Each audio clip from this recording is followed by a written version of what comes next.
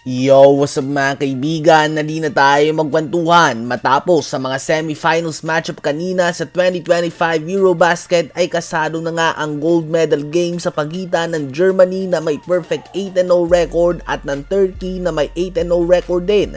Ang Germany ay tinalo mga bansa na tulad ng Slovenia, Finland at Lithuania, habang Turkey naman ay nakuha din nga ang panalo laban sa Greece, Serbia, Poland at Latvia. Both teams sa exceptional offense and defense ang pinapakita sa tournament na ito.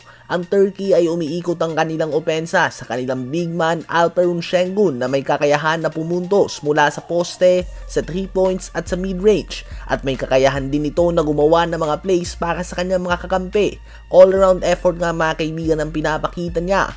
Habang ang Germany naman ay si Dennis Schröder nga nagpapatakbo ng kanilang opensa. Ang number 1 scoring option nila ay si Franz Wagner. Subalit may ibang pagkakataon din nga na si Dennis Schröder na talaga ang naunguna sa team. Mapascoring man yan o kaya naman playmaking.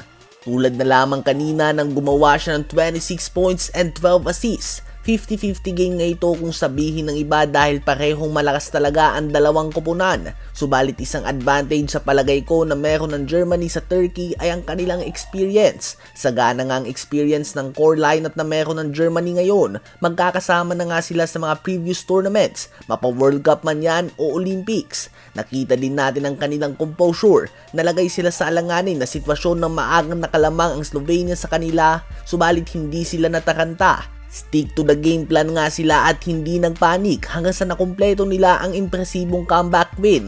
Habang ang team na ito ng Turkey ay hindi natin tiyak kung mananatili ba ang kanilang composure kapag maaga silang malamangan ng Germany. Kung sa boxing nga kung ma-flash knockdown ka sa mga first few rounds ay paano ka bababangon? Magpapanik ka ba? Mananatili ka ba sa game plan? Iisipin mo ba na masyadong mabilis ang FIBA game na 10 minutes per quarter lamang na running time pa? Kaya naman hindi na nasusunod ang mga set plays. Ito nga yung mga bagay na nasagot na ng Germany sa game nila kontra sa Slovenia na sa ngayon ay question mark pa nga para sa Turkey. So gold medal game mga kaibigan sa pagitan ng dalawang undefeated team. September 15, 2 AM Philippine time yan. Subalit bago nga yan mag-umbisa ay may game muna ang Finland at ang Greece. Ang mananalo dito ay ang mag-uwi naman ng bronze medal sa Eurobasket na ito. Kaya naman asahan na ibibigay pa rin nga ng dalawang team ang kanilang best performance dito. So napakadaming ang aabangan ngayon mga kaibigan kung ikaw ay isang sports fan.